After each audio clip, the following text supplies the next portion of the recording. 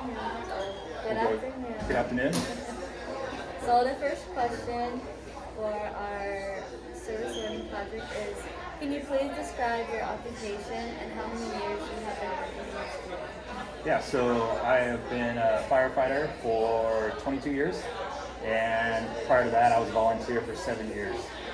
I currently am a fire apparatus engineer, which means I drive the fire truck at Fire Station 61 in Buena Park.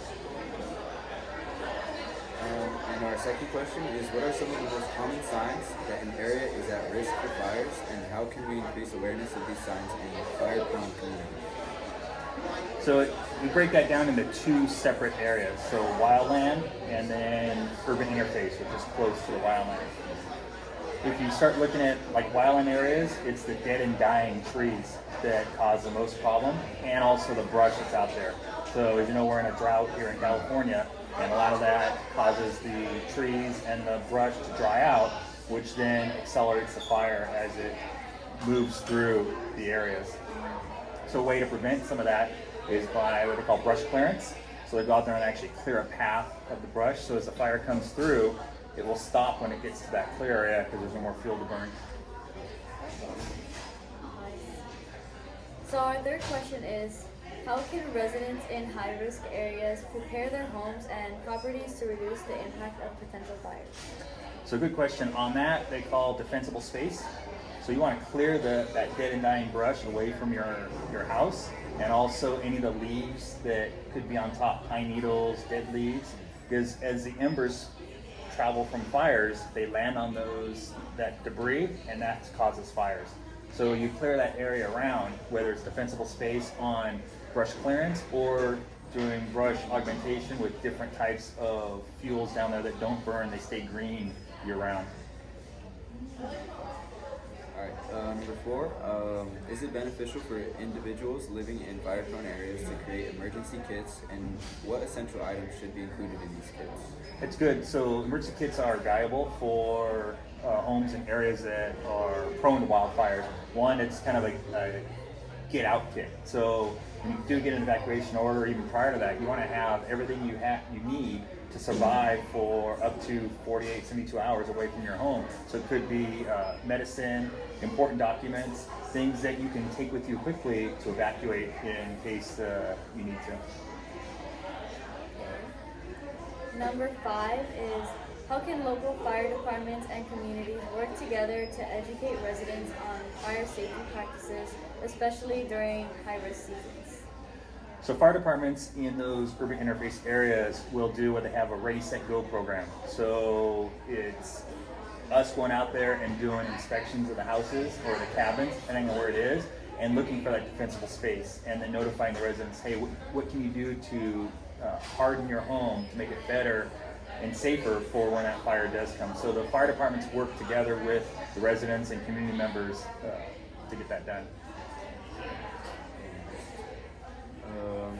So the next one we have is, what steps should be taken in fire-prone areas to prevent the spread of fire, such as creating defensible space around homes? Yeah, so that defensible space we talked about is clearing out that dead brush, and also the fuel modifications they call fuel mod in the house, in the areas on the hillsides just below your home. So as the fire burns up the hill, it hits that green area and slows down. So number 7 is, how can technology or apps help residents stay informed about fire threats, and what tools can be integrated into emergency preparedness plans? So artificial intelligence has come a long ways, and they actually use that in the fire departments right now. So University of California, San Diego has fire cameras set up all along California in various points that will actually detect smoke and look for heat signatures during the day or even at night. And the cameras will then spot that fire at that initial phase, and it gets transmitted right to a command center where they can look at that camera and then know if there's a fire there. They can see the smoke and dispatch a response based on what the camera sees.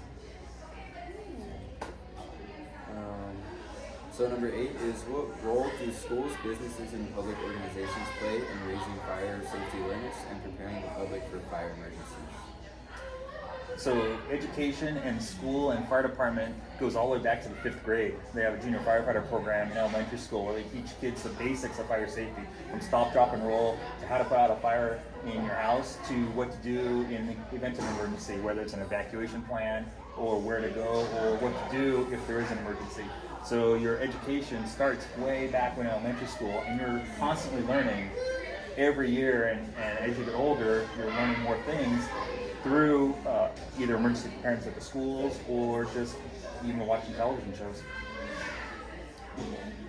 Number 9 is, what are the most effective strategies to prevent arson, and how can communities work together to identify and report suspicious activities? Arson is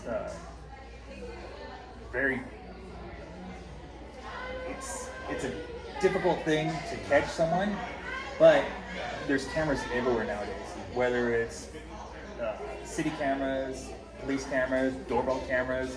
So a lot of these arsonists now are being caught because there may be a fire, and they'll go back and review cameras all around the neighborhoods and see if there's somebody walking through the area prior to the start, so they can go and investigate or talk to that person and see what's around. Same thing with security cameras at businesses. There's a lot of times where people will throw devices at front doors to try to break down and get the fire to start through Molotov cocktails, and they have security cameras inside that actually sees the person do that. So they've been able to go after them based on cameras and that kind of stuff.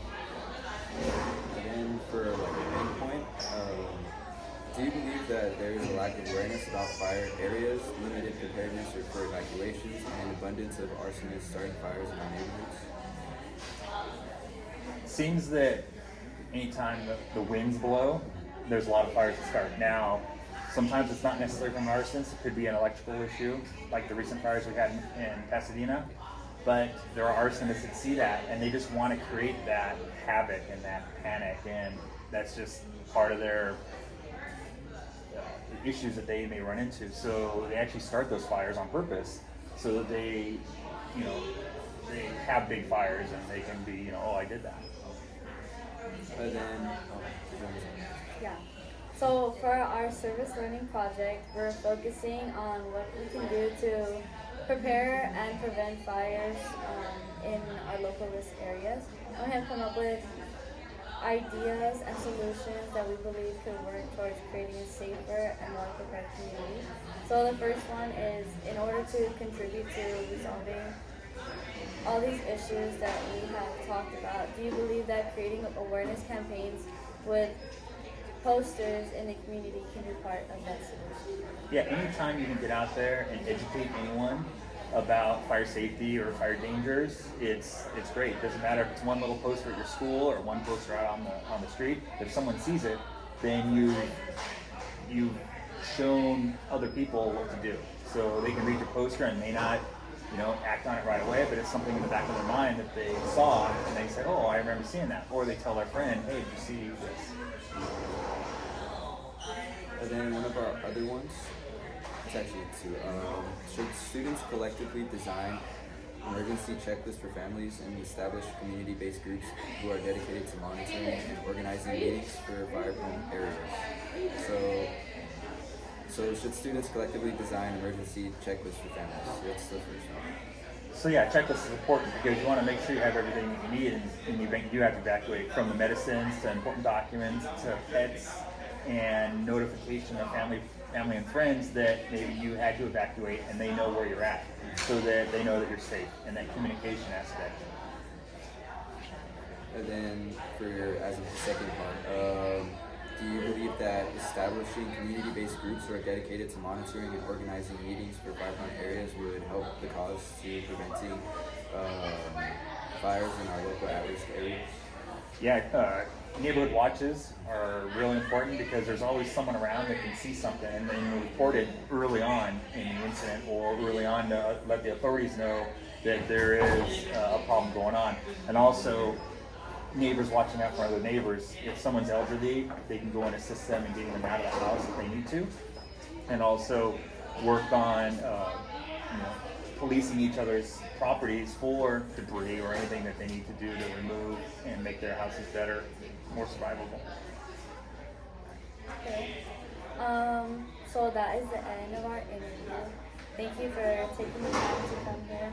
No problem. Appreciate it. Thank you. You guys have some great ideas in there, and continue on with your project. And thank you for your service. No problem. Thank you.